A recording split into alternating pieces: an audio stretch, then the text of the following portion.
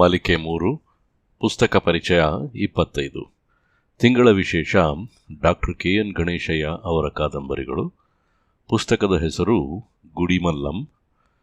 ಲೇಖಕರು ಕೆ.ಎನ್. ಗಣೇಶಯ್ಯ. ಅಭಿಪ್ರಾಯ ದೀಪಕ್ ಹುಲ್ಕುಲಿ. ಓದುತ್ತಿರುವವರು ರಮೇಶ್ ಥಳಿ. ಬರೆದಿರುವುದು ಮಾತ್ರ ಇತಿಹಾಸವಲ್ಲ. ಭಾರತ ದೇಶವೇ ಹಾಗೆ. ಇಲ್ಲಿ ಪ್ರತಿಯೊಂದು ದೇವಸ್ಥಾನಗಳು, ಕಟ್ಟಡಗಳು, ಸ್ಥಳಗಳು ಎಲ್ಲವಕ್ಕೂ ವಿಶಿಷ್ಟವಾದ ಕಥೆಗಳಿವೆ. ಅದಕ್ಕೆ ಪೂರಕವಾದ ಸಾಕ್ಷಿಗಳೂ ಇವೆ. ನಾವು ಗಮನಿಸಬೇಕು ಅಷ್ಟೇ.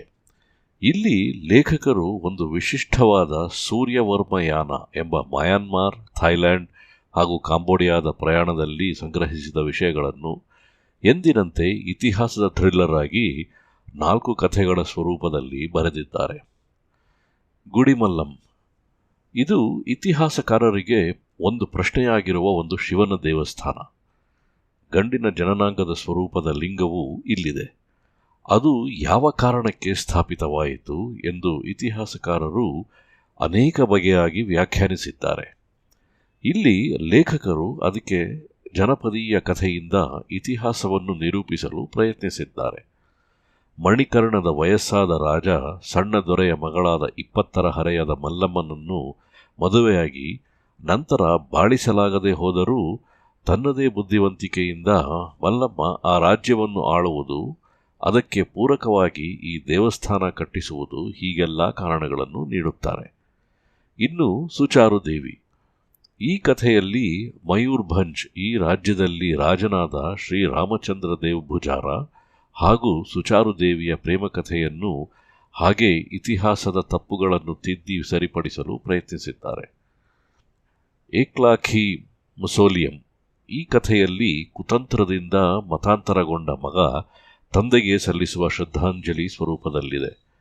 ಹಾಗೆ 14ನೆಯ ಶತಮಾನದ ಹಿಂದೂ ಮುಸ್ಲಿಂ ಬದುಕಿನ ಚಿತ್ರಣಗಳೂ ಇವೆ.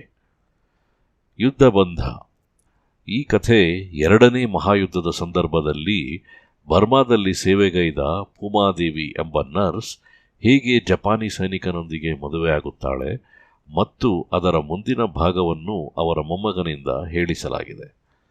ಅಂದಿನ ದಾಖಲಾಗದ ಯುದ್ಧದ ವಿಚಾರಗಳನ್ನು ಮತ್ತು ಕಷ್ಟಗಳನ್ನು ಇಲ್ಲಿ ವಿವರಿಸಲಾಗಿದೆ. ಪೂರ್ಣ ಕಥಾ ಸಂಕಲನದಲ್ಲಿ ಇತಿಹಾಸವನ್ನು ಇನ್ನೊಂದು ದೃಷ್ಟಿಯಿಂದ ಕಾಣಲು ಪ್ರಯತ್ನಿಸಿದ್ದಾರೆ. ಹಾಗೆಯೇ ಅದಕ್ಕಾಗಿ ಪೂರಕವಾದ ಮಾಹಿತಿಗಳನ್ನು ಸಂಗ್ರಹಿಸಿದ್ದಾರೆ. ಹಾಗೆ ಇತಿಹಾಸದ ಪಠ್ಯವಾಗಿಸದೆ ರೋಚಕ ಕಥೆಗಳಾಗಿಸಿ ಓದಲು ಖುಷಿ ನೀಡುವಂತೆ ಬರೆದ ಕಾರಣಕ್ಕೆ ಲೇಖಕರು ಎಂದಿಗೂ ಸ್ತುತ್ಯಾರ್ಹರು.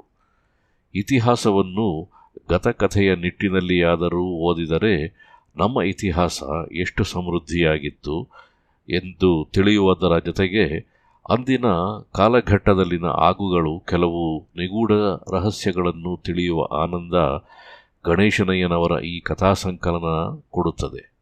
ಒಮ್ಮೆ ಓದಿ ಆನಂದಿಸಿ. ಧನ್ಯವಾದಗಳು.